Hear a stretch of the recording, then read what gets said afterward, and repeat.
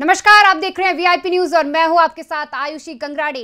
वहीं यदि हम लोकसभा चुनाव की बात कर ले तो लोकसभा चुनाव को लेकर के उत्तराखंड में लगातार तैयारियां की जा रही है। वहीं यदि मैं भाजपा की बात करूं तो भाजपा ने जो है आज अपनी चुनाव समिति की जो लिस्ट है उसका ऐलान कर दिया है, जिसमें कई बड़े नेताओं को जो है जिम्मेदारी सौंपी गई है। वहीं इस पर अधिक चर्चा के लिए हमारे साथ हमारे मौजूद जो अतिथि हैं उनसे हम चर्चा करेंगे। हमारे साथ भाजपा के प्रदेश प्रवक्ता संजीव वर्मा जी जुड़ चुके हैं।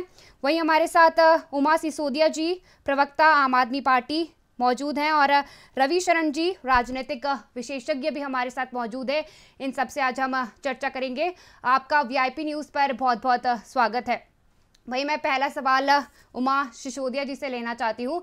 देखिए, लगातार जो है लोकसभा चुनाव को लेकर के सभी पार्टियों की ओर से तैयारियां की जा रही है। वहीं भाजपा ने जो है अपनी प्रबंध समिति की जो लिस्ट है उसका ऐलान कर दिया है। आपकी पार्टी की ओर से क्या कुछ तैयारियां की जा रही है?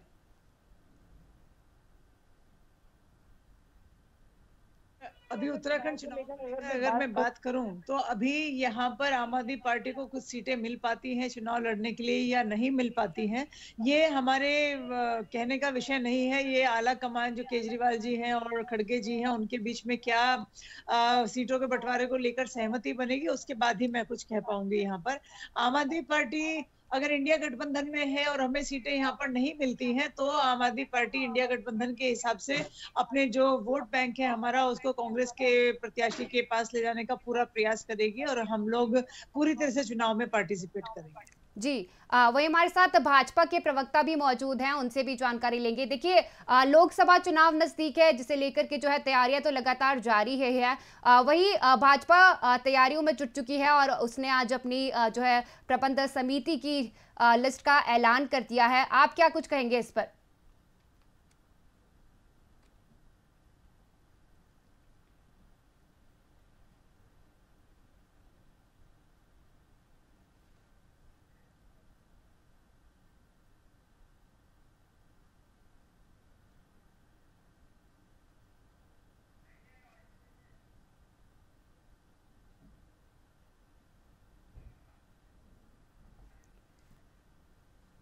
तकनीकी कारण से सर की ऑडियो जो है अभी नहीं मिल पा रही है। हम फिर से लौटेंगे सर तक। वहीं हमारे साथ राजनीतिक विशेषज्ञ भी मौजूद हैं, उनसे जानकारी लेंगे। आगामी लोकसभा चुनाव है सर और लगातार जो है तैयारियां सभी पार्टियों की ओर से की जा रही है। आपका क्या कुछ कहना है, किस प्रकार से जो है काम किया जा रहा है उत्तराखंड में?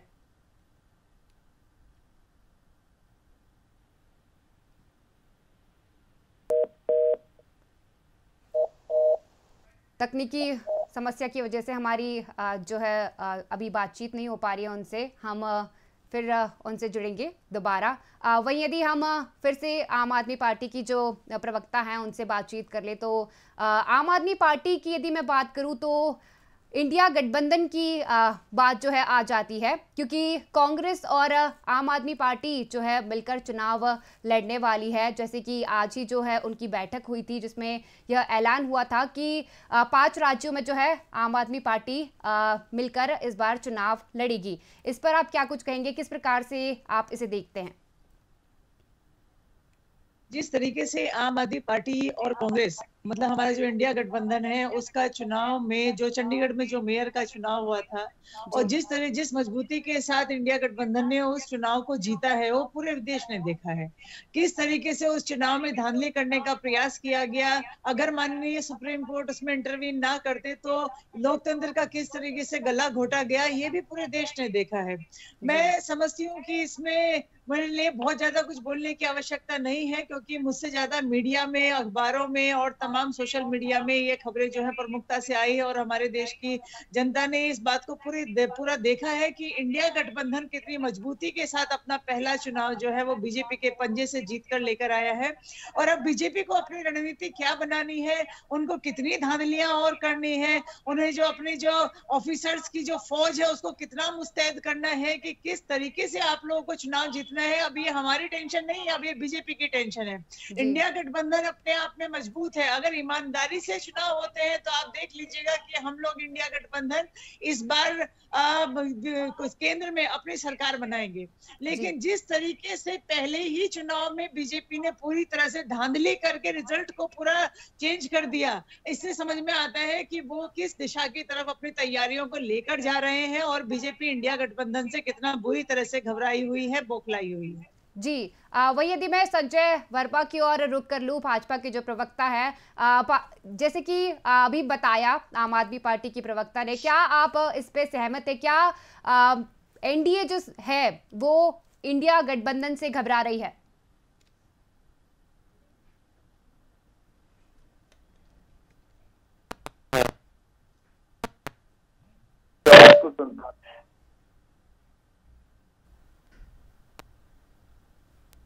जी आपकी आवाज़ अभी नहीं पहुंच पा रही हम तक। हम फिर से आपसे सवाल लेंगे आगे। वही जो है आगामी लोकसभा चुनाव है जिसे लेकर के लगातार जो है तैयारियां की जा रही है, और किस प्रकार से जो हमारे साथ विशेषज्ञ जो है राजनीतिक विशेषज्ञ हैं, हम उनसे बातचीत कर लेंगे इस मामले में। किस प्रकार से आप इसे देखते हैं आगामी लोकसभा चुनाव को? क्योंकि इंडिया गठबंधन की बात करूं, एनडीए की बात करूं, तो किस प्रकार से वहां पर तैयारियां हो रही है, किस प्रकार से दोनों पार्टियां जुटी हुई है आगामी लोकसभा चुनाव की तैयारियों में? इसको देखा जाए तो निश्चित सी बात है, बीजेपी इसमें शुरुआत उन्होंने जल्दी की है और आगे है। ये माना भी जाता है कि बीजेपी चुनावी रणनीति में काफी आगे रहती है, पर फिर भी ये इंडिया गठबंधन भी जिस तरह से चीजें चली, उसके बाद उन्होंने जिस तरह से कंसोलिडेट किया, अपनी जगह जगह पे जो सहभागिता थी पार्टियों के साथ, उसको जितनी तेजी से कर रही है, ये जरूर लगता है कि आने वाले समय में वो भी जल्द से जल्द अपनी सीटों को डिक्लेयर करेंगे और इसकी रोचकता को जरूर बढ़ाएंगे, क्योंकि वो एक मजबूत कदम रखने की दिशा में आगे बढ़ रहे हैं, ऐसा प्रतीत होता है। जी जहां तक भाजपा की जी हाँ, आप कुछ जी बताइए। जी जहां तक भाजपा की बात है, हाँ उन्होंने शुरुआत पहले की है, बट सिर्फ भाजपा ने नहीं की है। इंडिया गठबंधन में अभी कुछ चीजें थी, डिसाइड हो रही थी। आप देखिए सपा ने ऑलरेडी सीटें वहां डिक्लेयर कर दी हैं एक जगह पे, तो काफी जगह पे इंडिया गठबंधन में भी काम हो रहा है। पर हाँ, बड़ा गठबंधन है तो इसलिए चीजों को होने में अभी ऐसा प्रतीत होता है कि समय लग रहा है, बट फिर भी इंडिया गठबंधन को इस पे ध्यान देना होगा, क्योंकि पार्टी उनके सामने जो कंपटीशन है वो बड़ा है और उसको करने के लिए उनको भी कमर कस के पूरी तरह से भाजपा की तरह मैदान में आना होगा। जी देखिए कहीं ना कहीं ये भी सामने आ रहा है कि जैसे इंडिया गठबंधन आपने मुझे बताया कि अभी काफी बड़ा सा गठबंधन है, वही क्या एनडीए इंडिया गठबंधन से घबरा रही है? इस पर आपके क्या विचार है, आप क्या सोचते हैं?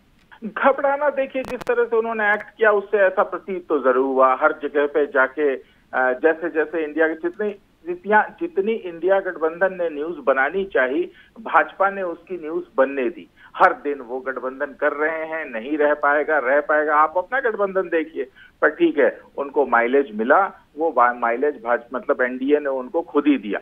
अब रही बात इसकी कि हाँ ठीक है, ये गठबंधन है तो निश्चित सी बात है, अगर हम बात करें जिस तरह से स्ट्रैटेजिक चीजें हो रही हैं, तो इंडिया गठबंधन ने कुछ चीजें तो बहुत अच्छी की हैं। एक तो जो है जो उन्होंने सामाजिकता को ध्यान में रखते हुए जो उन्होंने ओबीसी का अधिकार देने की बात की, उससे वास्तव में चिंता हुई। क्योंकि भाजपा देखिए, जब कास्ट की बात आती है तो हर समय कास्ट गिनाती है। वो राष्ट्रपति कौन थी इस बार की, वो आदिवासी थी। पिछले बार वाले जो है वो SC ST थे। ये किसने बताया? भाजपा ने बताया। मोदी जी का, जिनका वो है कि नहीं वो तो नहीं, लेकिन जो वो कहते हैं हमेशा मोदी जी कि मैं ओबीसी वर्ग से हूँ, ओबीसी, तो क्यों कहते हैं भाई? अगर आपके लिए कास्ट का कोई मतलब ही नहीं है तो आप अपने आप को ओबीसी बताते क्यों हैं? जबकि जब इंडिया गठबंधन ने ये बात कह दी तो उस तरफ से एनडीए ने ये कहना शुरू किया कि हमको कास्ट में हम विश्वास नहीं रखते। विश्वास नहीं रखते तो आप बार बार कहते क्यों हैं? हाँ, इसका मतलब ये हुआ कि इंडिया गठबंधन ने जो मूलभूत चीजें उठाई हैं उससे खलबली तो है एनडीए में। अब कितना उसमें से क्या होता है वो तो इस बात पे भी निर्भर करता है कि चुनाव में कौन किसको प्रत्याशी उतारेगा, उसके बाद किसने क्या काम किए हैं, किसने क्या काम नहीं किए हैं, इन सारी चीजों पे चुनाव होगा। और अल्टीमेटली अधिकार तो जनता के पास है कि वो किसकी बातों से ज्यादा सहमत होती है। जी वही उमा जी, मैं आपसे अगला क्वेश्चन करना चाहूंगी। जो है इंडिया गठबंधन की बात हो रही है और आम आदमी पार्टी के साथ भी जो है अब चुनाव कांग्रेस लड़ने वाली है। वो यदि मैं बात कर लूँ इस गठबंधन को लेकर के और राहुल गांधी को लेकर के, तो राहुल गांधी जो है अपनी न्याय यात्रा निकाल रहे हैं जिसमें उन्होंने कई सारे मुद्दों को लेकर के बातचीत की है और बेरोजगारी के मुद्दे को लेकर के बातचीत की है। तो आपको क्या लगता है कि अभी भी देश में युवाओं को नौकरी नहीं मिल रही है क्या? देखिए, इस समय देश की क्या स्थिति है वो आप सभी लोगों के सामने है। देश, हमारे प्रधानमंत्री मोदी जी, अगर आप उनके पिछले जो लोकसभा चुनाव हुए हैं या विधानसभा चुनाव हुए हैं, उसमें आप मुझे कोई एक फुटेज ऐसा दिखा दीजिए जिसमें प्रधानमंत्री मोदी जी ने विकास के नाम पर वोट की बात की हो, या प्रधानमंत्री मोदी जी ने केजरीवाल जी की तरह इस बात को कहा हो कि मैंने काम किया हो तो मुझे वोट देना, वरना मुझे वोट बिल्कुल मत देना। हिंदुस्तान के राजनीतिक इतिहास में सिर्फ केजरीवाल जी ही वो एक राजनीतिक व्यक्ति हैं जिन्होंने सिर्फ काम के नाम पर वोट मांगा है और डंके की चोट पर वोट मांगा है कि अगर मैंने काम नहीं किए तो आप मुझे वोट मत दीजिएगा। क्या इतनी हिम्मत इस बार बीजेपी दिखा पाएगी? क्योंकि पिछले चुनाव में तो बीजेपी कहने की हिम्मत नहीं कर पाई है कि हमने काम किया हो तो वोट दीजिएगा।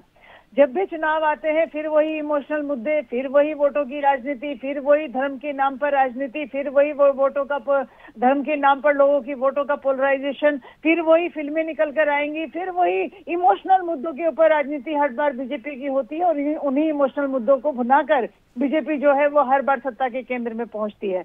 अगर आप वाकई में आप लोगों ने देश के विकास के लिए, युवाओं की नौकरियों के लिए, बेरोजगारी को हटाने के लिए कुछ काम किए हो तो आप आंकड़ों के साथ प्रधानमंत्री मोदी जी उसको डंके की चोट पर अपनी रैलियों में कहें, लेकिन आप मुझे बता दीजिए कि कभी भी प्रधानमंत्री मोदी जी हो चाहे हमारे तमाम दूसरे नेता हों, वो उन्होंने कभी भी काम के नाम पर, जनता की सेवा के नाम पर उन्होंने कभी वोट नहीं मांगा है। उन्होंने जब भी वोट की बात की तो सिर्फ इमोशनल मुद्दों की बात की। देखिए, जनता इस बात को समझती है, जनता इस बात को देखती है और मैं फिर से कहूंगी कि जिस तरीके से इन लोगों ने चंडीगढ़ के मेयर चुनाव को जीतने का प्रयास किया वो जनता हमारी देख रही है, वो समझ रही है कि किस तरीके से सिर्फ और सिर्फ साम दाम दंड भेद करके आपको सिर्फ राजनीति में आना है, आपको सत्ता में आना है, आपको देश के केंद्र में सरकार बनानी है। उसके लिए चाहे आपको देश के लोकतंत्र का गला घोटना पड़े, चाहे हमारी जनता के सपनों का गला घोटना पड़े।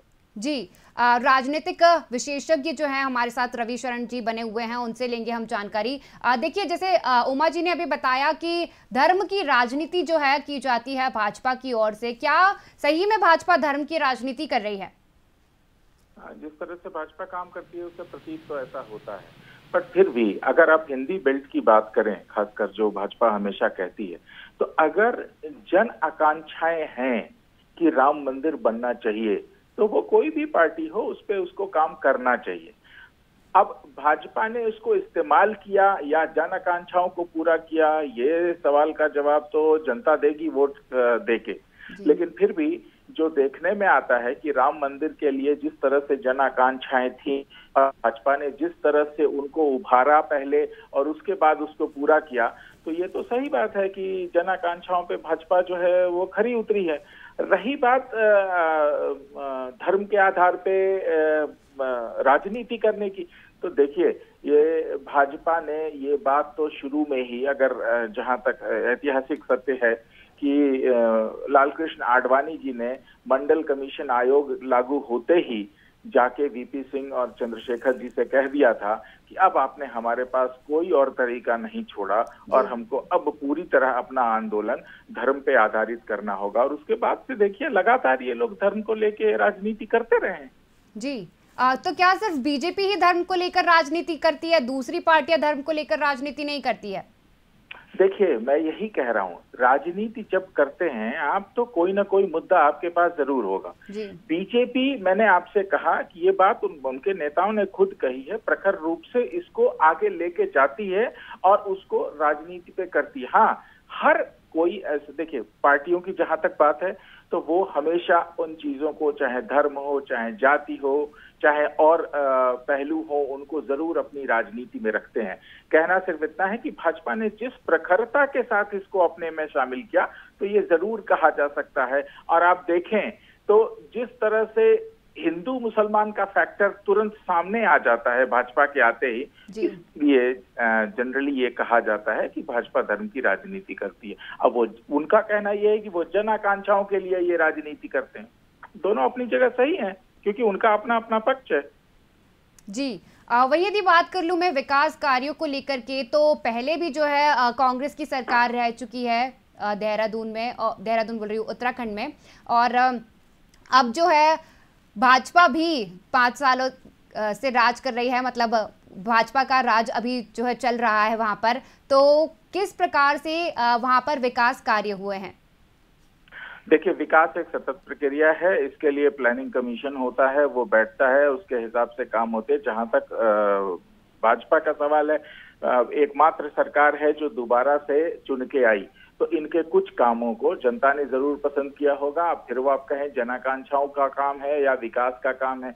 हाँ, विकास में अगर आप सिर्फ ये मानते हैं कि सड़कों को बना देना विकास है, पुलों को बना देना विकास है, तो फिर ये भी देखना पड़ेगा कि यहाँ 5-5 पुल गिरे हैं, ध्वस्त हुए हैं, वो भ्रष्टाचार कहाँ है। तो सवाल ये है कि विकास कार्यों को लेके आगे बढ़ना, विकास की स्थिति तो आप देख लीजिए उत्तराखंड में 23 सालों से उत्तराखंड का जो हाल इन्हीं 2 पार्टियों ने बना के रखा है, चाहे कांग्रेस ने रखा है चाहे भाजपा ने रखा है। एक ने 10 साल, एक ने 13 साल। स्थिति ये है कि पलायन विभत्स रूप ले चुका है, इकोनॉमी की स्थिति आप देख ही रही हैं, और बेरोजगारी तो खैर पूरे हिंदुस्तान में है, तो खैर उत्तराखंड के लिए अलग कहना ही क्या। तो आप देखिए, विकास आप किस चीज को कहते हैं? अगर आप एक मंदिर बना देने को विकास कहते हैं तो आप सही हैं, लेकिन अगर आप मतलब जो जनता चाहती है, जो जनता की मूलभूत सुविधाएं हैं, पढ़ाई, आपको विश्वास नहीं होगा, उत्तराखंड में सैकड़ों ऐसे स्कूल हैं जो सिर्फ एक कमरे में चलते हैं। तो अब अगर हम विकास की बात करें तो सड़कें बना देना विकास है, तो ये स्कूल जिस तरह से चल रहे हैं वो क्या है? तो इन मुद्दों पे बहुत लंबी बहस हो सकती है। विकास खुद एक ऐसा मुद्दा है जिस पे बड़ी बहस की जा सकती है, लेकिन हाँ, जहां तक जनता की बात है, उत्तराखंड की जनता इन दोनों पार्टियों से अपने अपने समय में त्रस्त रही है। विकास में कभी पहले भी जो मूल जी वही हमारे साथ जो प्रदेश प्रवक्ता हैं भाजपा के, वो भी जुड़ चुके हैं, जैसे कि आपने मुझे बताया अभी विकास कार्यों को लेकर के। हम उनसे भी जानकारी ले लेते हैं, क्योंकि जैसे लोकसभा चुनाव नजदीक है और तैयारियां जो है सभी पार्टियों की ओर से जारी है। यदि मैंने अभी उमा जी से भी बात की, उन्होंने कहा कि जो है बीजेपी धर्म की राजनीति करती है। आपका क्या कुछ कहना है कि क्या सही में वे बीजेपी धर्म की राजनीति करती है? संजीव जी। आयुषी जी, देखिए, भारतीय जनता पार्टी हमेशा विकास की राजनीति करती है। सबका साथ, सबका विकास और सबका प्रयास की हम लोग बात करते हैं, विदाउट एनी डिस्क्रिमिनेशन। चाहे हिंदू हो, मुसलमान हो, सिख हो, ईसाई हो, सबके लिए एक समान न्याय, सबको एक समान लाभ, और तमाम जितनी भी चाहे केंद्र सरकार की योजनाएं हो चाहे राज्य सरकार की योजनाएं हो, हम किसी का भी भेद किए बगैर सबको एक समान सुविधाएं देने का काम हमारी सरकार कर रही है, एक समान लाभ देने का काम हमारी सरकार कर रही है। विकास का एजेंडा लेकर हमारी सरकारें आरंभ से चलती रही हैं, चाहे हम राज्य सरकार की बात करें चाहे हम केंद्र सरकार की बात करें। अभी 2022 का जो चुनाव हुआ था, हम लोग जहां 1.5 लाख करोड़ की जो डबल इंजन की सरकार की हमारी योजना परियोजना इस समय उत्तराखंड में गतिमान है, हम उसकी बात कर रहे थे, हम स्वास्थ्य की बात कर रहे थे, हम शिक्षा की बात कर रहे थे, हम जो किसान को हमने उन्नत किया हम उसकी बात कर रहे थे, हमने मातृशक्ति को जो आर्थिक रूप से समृद्ध और सुदृढ़ करने का काम हमारी सरकार के द्वारा किया, हम उसकी बात कर रहे थे। 30% क्षैतिज आरक्षण देने की बात का काम जो हमारी सरकार ने किया, हम उसकी बात कर रहे थे। वहीं कांग्रेस पार्टी केवल और केवल, ये लोग पूरी तरह से मुद्दा विहीन थे, इनके पास बोलने को कुछ नहीं था, विकास का किसी प्रकार का कोई रोड मैप इनके पास नहीं था, और ये लोग केवल और केवल मुस्लिम यूनिवर्सिटी और जुम्मे की नमाज का एजेंडा लेकर जो चुनाव मैदान में उतरे। तो आप स्वयं बताइए कि धर्म की राजनीति कौन कर रहा था? भारतीय जनता पार्टी कर रही थी या कांग्रेस पार्टी कर रही थी? और वही यदि मैं बात करूं विकास कार्यों को लेकर के भी, तो विकास कार्य कहना यही है, राजनीतिक विशेषज्ञ जो है हमारे साथ, उनका भी ये कहना है कि जो कार्य हुए हैं, विकास के कार्य जो है वो देखने भर के विकास कार्य हुए हैं। क्योंकि यदि स्कूलों की बात की जाए तो स्कूल जो है वो एक ही कमरे में चल रही है। तो किस प्रकार का विकास जो है भाजपा सरकार उत्तराखंड में कर रही है? आयुषी जी, मैंने कहा 1.5 लाख करोड़ की योजनाएं, परियोजनाएं इस समय केंद्र पोषित इस समय उत्तराखंड में चल रही हैं। चाहे हम दिल्ली देहरादून एक्सप्रेस हाईवे की बात करें, चाहे विभिन्न नेशनल हाईवेज की बात करें, चाहे हम ऋषिकेश कर्णप्रयाग रेल परियोजना की बात करें, ऑल वेदर रोड की बात करें, चाहे पर्वतीय क्षेत्रों से पलायन से पूरी तरह से मुक्ति दिलाने के लिए जो हमारी सरकार ने लगातार काम किया है, जो चाहे होम स्टे की योजनाएं हो, चाहे सोलर की योजना हो, चाहे जैविक खेती की बात हम करें, चाहे फल पट्टी की बात करें, चाहे पशुपालन की बात करें, चाहे हॉर्टिकल्चर की बात करें, चाहे एग्रीकल्चर की बात करें, चाहे किसान को उन्नत करने की बात करें, किसान की आय को दोगुना करने की बात करें, किसान को 3 लाख रुपए तक का लोन 0% पर हम लोग देने की बात करें, और जो हमारा युवा है, युवा को स्वरोजगार से जोड़ने के लिए जो लाखों की संख्या में हमने अपने युवाओं को जोड़ने, स्वरोजगार से जोड़ने का काम किया, और अब 6 लाख से अधिक जो हमारी माताएं और बहनें जो एनजीओ से जुड़ी हैं और स्वरोजगार की दिशा में हमने एक महत्वपूर्ण एक पड़ाव पर हम लोग, हमारी राज्य की सरकार माननीय पुष्कर सिंह धामी जी जो पूरी तरह से मातृ शक्ति को सशक्त करने की दिशा में एक महत्वपूर्ण काम कर रहे हैं, जहां हम जितने हमारे महिला एनजीओज हैं उनको जो हमारे एनजीओज हैं, महिला एनजीओज, उनमें 40 से लेकर 60% तक की हम लोग सब्सिडी देने का काम कर रहे हैं। उनके द्वारा तमाम जो उत्पाद तैयार किए जा रहे हैं उनके लिए मार्केटिंग की हम एक सुव्यवस्था कर रहे हैं, जहां पूरी तरह से उत्तराखंड कैसे सशक्त हो, जिस तरह से माननीय मुख्यमंत्री श्री पुष्कर सिंह धामी जी का एक विजन है कि हमने 2025 में उत्तराखंड को एक सशक्त और एक अग्रणी राज्य की भूमिका में हमने पूरे देश में सबसे आगे एक स्थापित करना है, उसी दिशा में वो लगातार काम कर रहे हैं। आप देखिएगा उत्तराखंड ऐसा पहला राज्य बन गया है जहां पर नकल विरोधी कानून हम लोग लेकर आए, जहां युवाओं के अंदर एक आत्मविश्वास का भाव जागृत करने का काम हमारी सरकार के द्वारा किया गया, जहां नकल माफियाओं को पूरी तरह नेस्तनाबूद करने का काम हमारी सरकार के द्वारा किया गया, जहां यूसीसी लाने वाला उत्तराखंड पहला ऐसा राज्य बना है। और चाहे हम धर्मांतरण विरोधी कानून की बात करें, जहां लव जिहाद से पूरी तरह मुक्ति पाने की दिशा में हम लोग लगातार काम कर रहे हैं। जो भू माफिया हैं उनको पूरी तरह नेस्तनाबूद करने की दिशा में अतिक्रमण विरोधी जो एक मुहिम हमारी सरकार के द्वारा चलाई जा रही है। हम किसी भी तरह की बात करें, चाहे हम मातृ शक्ति को 30% क्षैतिज आरक्षण की बात करें, तो उत्तराखंड हर दिशा में नंबर 1 है। ड्रग माफियाओं, जितने भी ड्रग माफिया हैं उनको पूरी तरह से उत्तराखंड से खदेड़ देने की दिशा में हमारी सरकार लगातार काम कर रही है। हमारे साथ उमा जी भी मौजूद हैं, उनसे भी जानकारी ले लेते हैं। आयुषी जी मेरी बात पूरी होने दीजिए प्लीज। और जैसे अभी मेरी छोटी बहन उमा सिसोदिया जी अभी कह रही थी कि जैसा भी निर्णय आपके केजरीवाल जी करेंगे कि हमको मिलके लड़ना है या अलग अलग लड़ना है उत्तराखंड में, तो कांग्रेस तो आज वैसे ही अपने दुर्दिनों में जी रही है। कांग्रेस का ये सबसे बुरा काल है जहां उसको आम आदमी पार्टी जैसी छोटी पार्टी से भी गिड़गिड़ाना पड़ रहा है कि और पंजाब में तो इन लोगों ने पूरी तरह से उसको जोर का झटका धीरे से दिया। मैं सोचता हूं कांग्रेस पार्टी चाहे आम आदमी पार्टी को या सहयोगी बना के लड़े, यूकेडी को सहयोगी बना के लड़े, चाहे सारी पार्टियां आकर एकजुट होकर लड़ लें, उसके बाद भी भारतीय जनता पार्टी 5 की 5 सीटों में जितना भी बहुमत हमारा पिछली बार आया था उससे दुगने बहुमत के साथ हम लोग 5 की 5 सीटों को रिगेन करेंगे।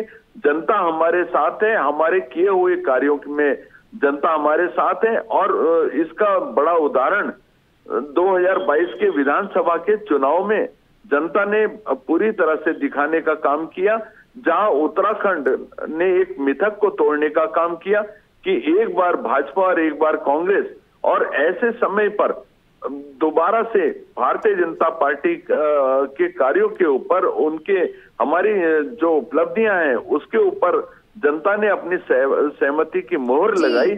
मैं सोचता हूं संजीव जी, वही हमारे साथ उमा जी भी मौजूद हैं, उनसे भी ले लेते हैं थोड़ी जानकारी, उनसे भी बातचीत कर लेते हैं। उमा जी, जिस प्रकार से संजीव जी ने भी बताया, कितना आप उनसे सहमत है, क्या कुछ आप कहेंगे इस पर? देखिए, मेरे बड़े भाई हैं संजीव जी, मैं उनकी बहुत इज्जत करती हूँ। उन्होंने कहा कि हम 5 सीटों पर चुनाव जीतने वाले हैं। आप लोग किस तरीके से चुनाव जीतते हैं, ये तो हम लोग पूरे देश ने ही नहीं पूरी दुनिया ने देख लिया कि किस तरीके से, जिस तरीके से आप लोगों ने चंडीगढ़ का मेयर चुनाव जीता, उसी तरीके से आप पूरे देश का चुनाव भी जीत सकते हैं। सत्ता आपकी है, सारे अधिकारी आपके हैं, पूरे देश की मशीनरी अगर आपके हाथ में है, तो आप किसी भी तरीके से साम दाम दंड भेद कुछ भी करके, कैसे भी करके आप लोग केंद्र में सत्ता पर काबिज होंगे। ये आपको उमा जी, कांग्रेस का नारा आपने भी बोलना शुरू कर दिया, लेकिन कांग्रेस का नारा आपने भी बोलना शुरू कर दिया। जिस तरह कांग्रेस पार्टी चुनाव में हारने के बाद ईवीएम का ढोल पीटती है, उसी तरह से आप भी ईवीएम का ढोल पहले ही पीटने लगे। आपको भी मैं सोचता हूँ पूर्वाभ्यास तो हो ही गया होगा। दे, आपके ऑफिसर तो आपके साथ है ना, कोई ऐसी चिंता वाली बात नहीं है। वो मसीह साहब को राज्यसभा भेजिए आप। इस बार राज्यसभा के चुनाव ऐसे चल रहे हैं, उन्होंने आपके लिए कितना बड़ा काम किया, अपनी नौकरी दांव पर लगा दी। उनको राज्यसभा का टिकट बिल्कुल आपको देना चाहिए, जैसे रंजन गोगोई जी को आप लोगों ने राज्यसभा भेजा, उनको भी आप लोग राज्यसभा भेजिए। देखिए, सिर्फ इतना कहना चाहती हूँ कि देश में निष्पक्ष चुनाव होने चाहिए, और भाजपा हिटलरशाही की राजनीति खतरे में है। जब हमारा सुप्रीम कोर्ट और हमारे सुप्रीम कोर्ट के सारे जस्टिस मिलकर ये बात कहते हैं कि लोकतंत्र की हत्या हो रही है, लोकतंत्र खतरे में नहीं है, केजरीवाल खतरे में है, सिसोदिया खतरे में है। अरे संजीव भाई, सबने देखा है, किस मुंह से आप लोग कह रहे हैं कि आप लोग चुनाव जीतने वाले हो। पूरा देश आपको जानता है कि आप लोग केजरीवाल है क्या? किस तरीके आपका लोकतंत्र केजरीवाल है क्या? अरे आपका लोकतंत्र आपके लोकतंत्र का नाम केजरीवाल है क्या? भाई, दिल पर हाथ रख के बोलिए, आप लोगों ने जो मेयर के चुनाव चंडीगढ़ में आप लोगों ने किया, यही हालात आप पूरे देश में करने वाले हैं। पूरे देश में आप लोग कुछ भी हो जाए, बस चुनाव जीतना है। जनता वोट देना दे, कोई फर्क नहीं पड़ता। जनता हमारे साथ है। अरे भूल गए क्या 2022 में 70 सीटों में चुनाव लड़ा, 68 पे आपकी जमानतें जब्त हो गई? भूल गए क्या? अभी 5 राज्यों के चुनाव हुए, 5 राज्यों के चुनाव हुए, 104 सीटों पर आप चुनाव लड़ते हैं, 104 सीटों पर चुनाव लड़ते हैं, 102 सीटों पर आपकी जमानतें जब्त होती है पूरे देश भर में। आप भूल गए क्या? अरे आप भूल गए क्या? अपना काल भूल गए क्या? और यही सब आगे भी होने वाला है। थोड़ा धैर्य रखिए, थोड़ा इंतजार कीजिए, एक बार दोबारा जमाना जब्त करने का थोड़ा इंतजार कीजिए। कितने अफसर सेट हो गए आपके? कितनी सरकारी मशीनरी, कितने डीएम सीएम आप लोगों के सेट हो चुके हैं इस बार के चुनाव के लिए, 2024 के चुनाव के लिए? अरे आपका तो किसी पर विश्वास ही नहीं है, आपका विश्वास ही नहीं है किसी पर। आपका ना चुनाव आयोग पर विश्वास है, ना आपका न्यायपालिका पर विश्वास है, ना आपका अधिकारियों पर विश्वास है। आपका तो विश्वास ही किसी पर नहीं है। अर्बन नक्सलाइट से आप लोग, अर्बन नक्सलाइट से आप लोग। दुनिया से भरोसा उठ गया। अभी राहुल गांधी का एक बयान आया है, राहुल गांधी का एक बयान आया है कि हम कुछ भी कर सकते हैं, लेकिन आतंकवादियों के घर जिस तरह से केजरीवाल जाकर मीटिंग करते हैं, ऐसा काम हमने कभी नहीं किया। तो इस तरह से आम आदमी पार्टी को आईना दिखाने का काम किया। उसके बारे में आप क्या बोलेंगे? उसके बारे में आपकी प्रतिक्रिया क्या है? आप लोग पकड़ते क्यों नहीं? अरे आतंकवादियों को पालने का आप लोग काम कर रहे हैं, आतंकवादियों को पालने का आप लोग काम कर रहे हैं। पता होगा, आपकी पुलिस को भी पता होगा, तो आपने पकड़ा क्यों नहीं उनको अब तक? वो हमारे देश में आतंकवादी छुट्टे घूम रहे हो, सरकार सही बैठी है, क्या बात है ये? थोड़ा धैर्य रखिए, थोड़ा धैर्य रखिए। केजरीवाल और तिहाड़ के बीच में बहुत थोड़ा सा फासला है। केजरीवाल और तिहाड़ के भाई बीच बहुत आतंकवादी बड़ा हमारे फासला है। देश में छुट्टे घूम रहे हैं, आतंकवादियों के एड्रेस आपको पता है, आतंकवादी कहाँ रहते हैं वो आपको पता है। तो मेरी समझ से बाहर है कि आप लोग जाकर उनको पकड़ते क्यों नहीं, उनको आप जेल के अंदर क्यों नहीं करते, उनके ऊपर आप मुकदमे क्यों नहीं लगाते। अगर आपको इतनी सारी जानकारी है, आपकी LIU अगर इतनी तेज है कि केजरीवाल जी आतंकवादियों के पहुंचे, तो जिस समय केजरीवाल आतंकवादियों के साथ बैठे थे आपने पकड़ा क्यों नहीं उनको? केजरीवाल जी को भी पकड़ लेते और आतंकवादियों को भी पकड़ लेते। आप लोगों ने क्यों इतनी छूट दे रखी है आतंकवादियों को कि वो कहीं भी किसी के साथ भी मीटिंग कर रहे हैं? तो किसका दोष है, ये आतंकवादियों का या आप लोगों का? छूट तो आपके भगवंत मानने दे रखी है, छूट आपके भगवंत मानने दे रखी है, आपके मुख्यमंत्री ने दे रखी है, पंजाब के आपके मुख्यमंत्री ने दे रखी है। अपने नाकारापन को ये सब राजनीति आप छोटे लोग कर बच्चे रहे बातें हैं, प्लीज मत कीजिए। आप एक बड़े प्रवक्ता हैं बीजेपी के, ये छोटे राजनीति आप लोग कर रहे हैं, उसके परिणाम अच्छे होने वाले नहीं है। आपकी ये सब बातें, लेकिन आपको न देश की इस चिंता बारे में है, कोई बहस नहीं न करना समाज चाहती की कि आपको चिंता है। आतंकवादियों को पता है और आप उनको पकड़ नहीं रहे हैं। वेरी गुड, बहुत बढ़िया जी। वही हमारे साथ जो है राजनीतिक विशेषज्ञ भी बने हुए हैं, उनसे ले लेंगे जानकारी थोड़ी। देखिए, लोकसभा चुनाव नजदीक है। यदि बात करूं भाजपा को लेकर के, तो भाजपा भी तैयारियों में जुट चुकी है और 400 पार का नारा इस बार भाजपा का है। और यदि कांग्रेस की बात करूं तो कांग्रेस का भी कहना है कि वो बहुमत के साथ इस बार का लोकसभा चुनाव जीतेगी। आपका इस पर क्या कुछ कहना है? नहीं, मैं शुरू में ही कह चुका हूँ कि भाजपा ने, मतलब अगर हम शुरुआत देखें तो भाजपा लीड देती हुई दिख रही है। कांग्रेस काफी चीजों को व्यवस्थित कर रही है। जिस तरह से चीजें बिल्कुल भी डिसअरे हो गई थी, उससे काफी कुछ, मतलब NDA की उम्मीद से बहुत ज्यादा कांग्रेस ने सुधार किया है और वो जल्दी ही आएंगे। जहां तक 400 पार के नारे की बात है, उनको ऐसा लगता है कि उन्होंने जो कार्य किए हैं उस पर वो जनता को कन्विंस कर ले जाएंगे। उनको ऐसा भी लगता है कि राम मंदिर बना के उन्होंने कुछ ऐसा किया है जिससे हिंदी हार्टेड का पूरा, मतलब जो हिंदी बेल्ट है उसका काफी बड़ा वोट उनको आएगा। वो इस दिशा में प्रयास कर रहे हैं। अब ये डिसाइड तो जनता को करना है कि जनता ये देखेगी कि क्या हमारे लिए कितना जरूरी है। अगर हमारे लिए मंदिर जरूरी है तो हमारे लिए क्या रोजगार भी जरूरी है या नहीं है? अगर हमारे लिए मंदिर जरूरी है तो क्या हमारे लिए शिक्षा जरूरी है या नहीं है? ये देखना पड़ेगा कि क्या हो रहा है। विकास हो रहा है तो विकास के साथ भ्रष्टाचार हो रहा है कि नहीं हो रहा है। लगातार अगर भ्रष्टाचार हो रहा है तो उसको विकास से आप कैसे जोड़ के देख सकते हैं। यहाँ पे उत्तराखंड की बात ले लीजिए, परीक्षाएं हुई, उसमें तमाम सारे जो है बार पेपर लीक हुआ और कई बार तो भाजपा के ही लोग उसमें पकड़े गए। खैर, उन्होंने एक नियम बनाया, उससे कुछ रोकथाम हुई।